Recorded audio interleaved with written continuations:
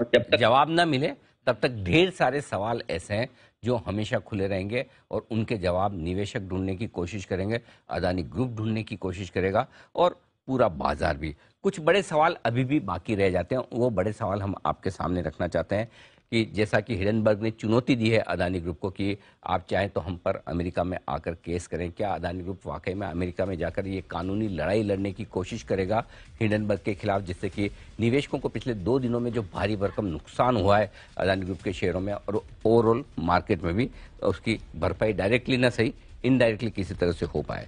सवाल दूसरा ये है कि जो कुछ भी सवाल उठे हैं हिंडनबर्ग की रिपोर्ट में और उनमें से जो आशंकाएं जताई गई है, डाउट किए गए हैं, क्या उनके लिए रेगुलेटर्स की तरफ से, सेबी की तरफ से जांच तेज होगी? क्योंकि आज खबरें ये भी आ रही थी रॉयटर्स की तरफ से कि सेबी अपनी जांच का दायरा भी बढ़ाने वाला है और जल्दी भी करने वाला है। तो दूसरा बड़ा सवाल ये होता है कि क्या रेगुलेटर्स अब जांच का दायरा तेज करेंगे, गहरा करेंगे?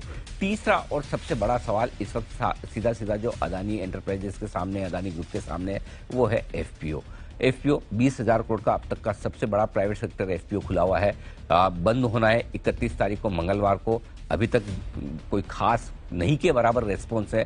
सोमवार मंगलवार को देखना होगा कि 20,000 करोड़ का अगर ये एफपीओ नहीं भर पाता है तो ये एक बड़ा क्वेश्चन मार्क होगा ग्रुप की फंड रेजिंग कैपेसिटी पर। तो इस पर भी सवाल उठेंगे। और चौथा और बड़ा इंटरेस्टिंग सवाल है, क्योंकि कई बार कई सारे ऐसे ग्रुप हैं जिनके कर्ज को लेकर सवाल उठे हैं, लेकिन कुछ ऐसे कॉर्पोरेट्स भी आपने देखे हैं, कुछ ऐसे ग्रुप भी देखे जिन्होंने अपने कर्ज घटाने के प्लान एकदम सामने रखे हैं और उस डेडलाइन को फॉलो किया है और वो पैसा लेकर आए हैं बड़े इन्वेस्टर से, चाहे वो अंतर्राष्ट्रीय इन्वेस्टर हो चाहे भारतीय हो, और उन्होंने अपनी बैलेंस शीट को मजबूत करने का काम किया है। क्या अदानी ग्रुप भी इसी तरह से कुछ निवेशक लाकर इक्विटी रेज करके इस अपने कर्ज को कम करके, बैलेंस शीट को डीलेवरेज करके, मजबूत करके कॉन्फिडेंस निवेशकों के सामने रखेगा? और पांचवा और अंतिम सवाल है कि क्या ऑफशोर सौदों को लेकर बार बार जो सवाल उठते हैं उस पर अदानी ग्रुप की तरफ से कोई तस्वीर साफ करने की कोशिश की जाएगी या नहीं? ये ढेर सारे सवाल है जो आगे आने वाले समय में शायद इनके जवाब मिले या न मिले,